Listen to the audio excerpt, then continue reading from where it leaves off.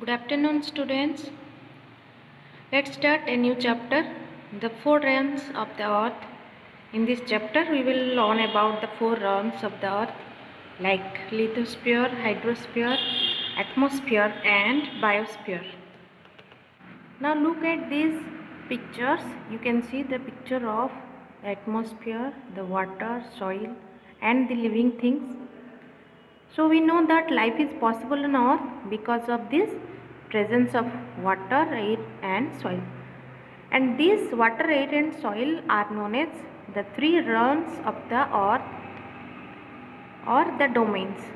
So these are, the land is called as lithosphere, the water is also called as hydrosphere, and the air is also called as atmosphere. So living beings on earth are found in a narrow zone of contact between these three realms, which is known as biosphere. So what is biosphere?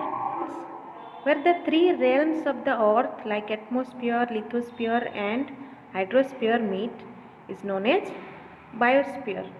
You can see the picture here, the realms of the earth, and the three realms meet, and where the three realms meet is known as biosphere. So we can say that biosphere is the realm of life where life is possible. So today we are going to read only about lithosphere. Now have a look at picture number A and picture number B. So if we imagine the earth to be like an onion, then we will understand that it is made up of concentric layers. Concentric means circles or shapes having a common center. So there are different shapes or different layers of the earth. You can see here.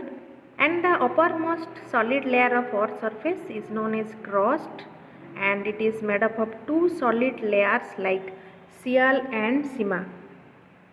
The earth's upper surface is also known as lithosphere, and it is made up of two solid layers like Sial, which is also called as upper crust, and Sima, which is also called as lower crust. And below there is the mantle. So this mantle layer lies below the crust, and it is made up of rocks that are denser than the crust. The uppermost part of this mantle is made up of solid rocks, and below the upper solid layer of the mantle is a middle layer of the mantle known as asthenosphere, which is very deep, and it is made up of rocks in a semi-solid state. This is due to the extreme heat and pressure of the earth. So below this the mantle is again solid up to a depth of 2900 km. And then below the mantle is the core of the earth, and the core is made up of heavy metals such as iron and nickel, and while the inner core is solid and the outer core is semi-solid because of pressure and heat generated here.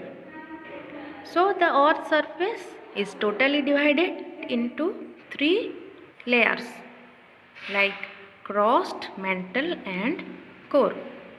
And the outermost layer is crust, and below the crust it is the mantle, and below the mantle is the core, which is the innermost layer of the earth. So the entire crust and uppermost solid part of the mantle makes up the lithosphere.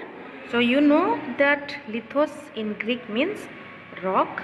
So lithosphere comprises of both continents and oceans.